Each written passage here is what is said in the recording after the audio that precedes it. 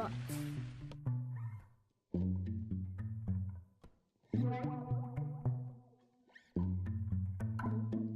If you're looking for parts for this laptop, go to our website and use this coupon for a 5% off discount. First, unscrew and remove bottom base.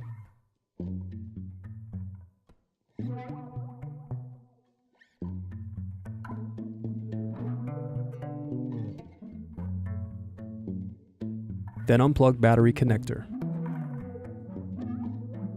Now unscrew and remove battery. Now separate clips and remove memory.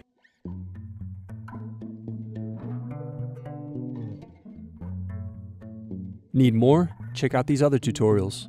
For batteries, click here. For hard drives, click here. For wireless cards, click here. Thanks for watching. If you enjoyed this tutorial, give this video a like and subscribe to our YouTube channel. Check the video description below for links to written tutorials and replacement parts.